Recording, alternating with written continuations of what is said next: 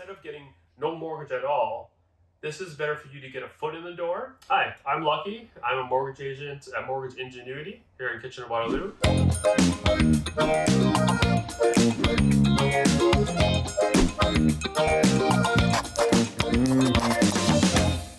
everyone, we're here with Mortgage Monday. We're back with Lucky, and today we're going to talk about alternative mortgages or alternate mortgages.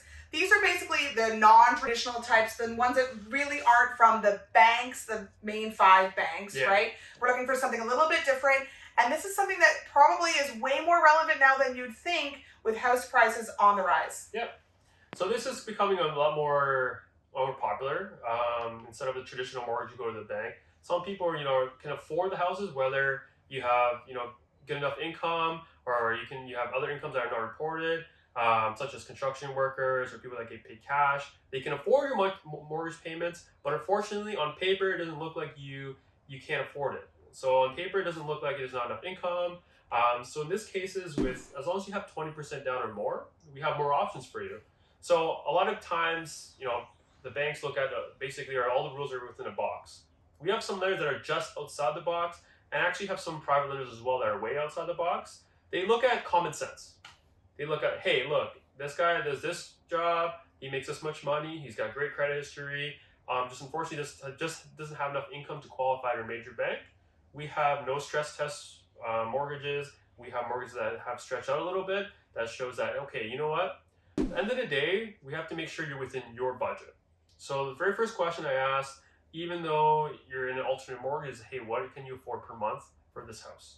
If you can afford it and it makes sense for you, the interest rate's a little bit higher. However, it might be a better solution for you, because instead of getting no mortgage at all, this is better for you to get a foot in the door, get your mortgage. What you can actually do after your alternate mortgage, whether you do a 1-year, 2-year, or 3-year term, is that if your income is more standardized, more within the box, we can actually renew you into a major bank, so that way you're getting those competitive interest rates again. Great. So an alternate mortgage is a really great way to get your foot in the market. Start with something.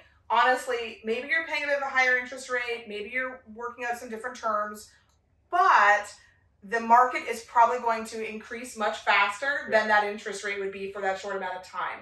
So it's a great way to get you started in the market. You now own a home, you're now building equity, and then come renewal time, you can change it up a bit then. There's nothing wrong with going with someone as an alternate, like a credit union or a private lender. I know everyone thinks that there's such a scary thing, and people have heard of private lenders being at 18%.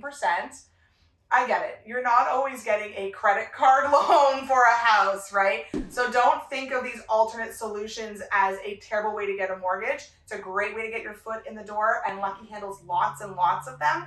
So he's a really great resource to talk to if you've been turned down by a bank.